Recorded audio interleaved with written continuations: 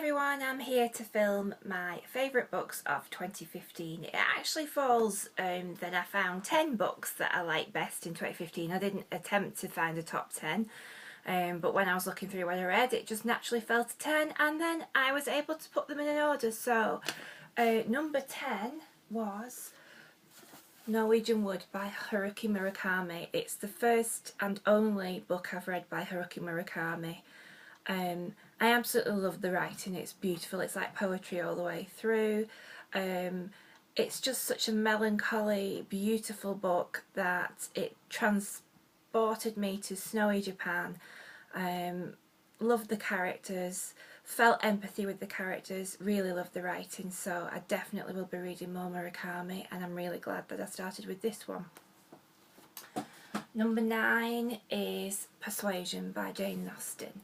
I'd read a couple of Austens when I was a teenager. I think it was Mansfield Park and Northanger Abbey, and they just went so over my head. I just didn't get them, didn't like them, and I just thought, you know what, I read a lot but I'm not well read, so I thought I need to start with Jane Austen. So I am working my way through all the Austens at the minute. I read Persuasion, and it's one of the books that I'd not really heard of by Jane Austen, and I absolutely loved it. I loved Anne Elliot, the heroine in the book. I found it just such a tragic, lovely, yearning love story. I just found that the themes of self-sacrifice were beautiful. I think this book should have more recognition than it does, actually, because I think it's, you know, overshadowed by some of the other books. This edition I've got is a beautiful, I think it's a Barnes and Noble leather bound copy, and it is absolutely gorgeous. It's got lovely blue edges to it and beautiful end papers, and it's just a beautiful book written in a beautiful book, if you know what I mean.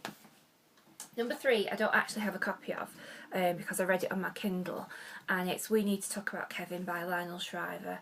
Again, loved this book. I love the darker side of life. I can't say that I particularly liked any of the characters, but I couldn't put it down. I just found it absolutely fascinating. Really sort of an indictment of the American society that is of the current time. Yeah, brilliant.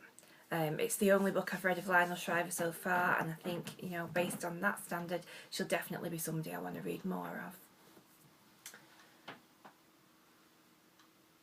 The next one is Jane Austen, A Life. So I thought, oh, while I'm reading my Austen books, I need to know a bit more about Jane, so I read the autobiography of Jane Austen by Claire Tomalin. It just reads like a novel, this book. It's so easy to read, even though it's non-fiction. It really makes you feel like you get to know Jane as a person. You can see where the wit comes from in her books, and the personality, and the actual life lived by a woman who wasn't dissimilar to ourselves, who had the same struggles and worries, and, you know, I think I got more out of reading the novels from actually understanding Jane herself. I thoroughly recommend this one if you just want to know more about Jane, and it would be a good introduction to reading more about the author, and I absolutely loved it. It was fantastic. The next one I read earlier on in 2015 is The Bees by Laline, Paull. I was fascinated by the blurb on the back of this book, so I had it on pre-order, and as soon as it came I had to read it.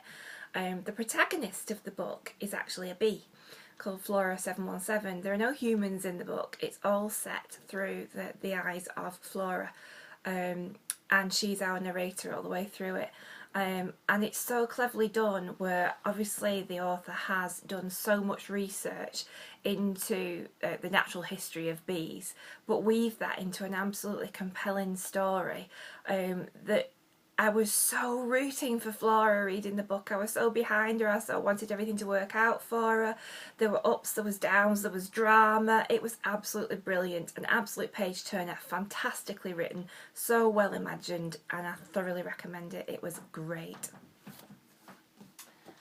The next one on my list is Revolutionary Road by Richard Yates. First Richard Yates I've read.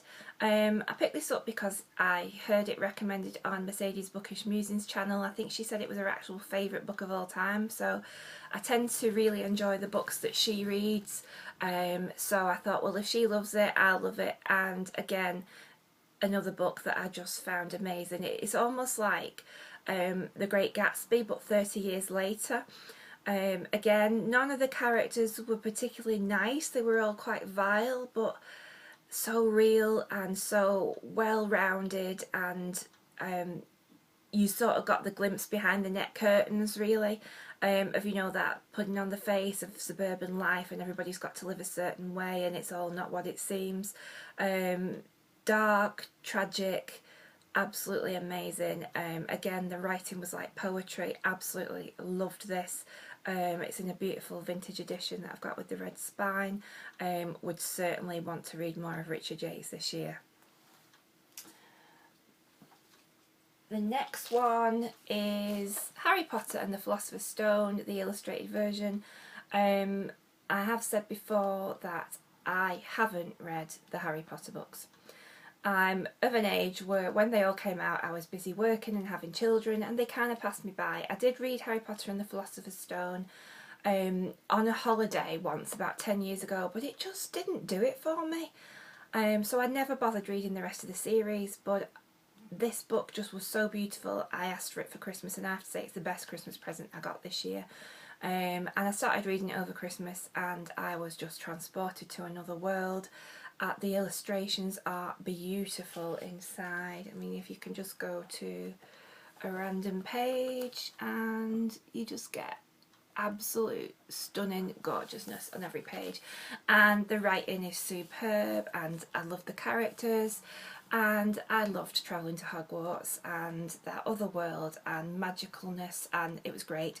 So on the back of that I am definitely going to read the rest of the Harry Potter books. I can't wait to get back into that world, and certainly these illustrated editions will be something I'll be looking forward to coming out every year because they are stunning. Number 3 on my best books of the year is Only Ever Yours by Louise O'Neill. This is a young adult book, but I saw it on Jean's Bookish Reads, I think, Jean's Bookish Thoughts, and she absolutely raved about it. And it does say on the back, it's like The Handmaid's Tale combined with The Hunger Games, maybe. It was superb. Dystopian. It's a world where girls are bred in like some sort of incubator sort of place for 3 to 1 for every boy that's born that year, and they are living in this school where they're taught to be companions, concubines, or consorts, is it? Chastity.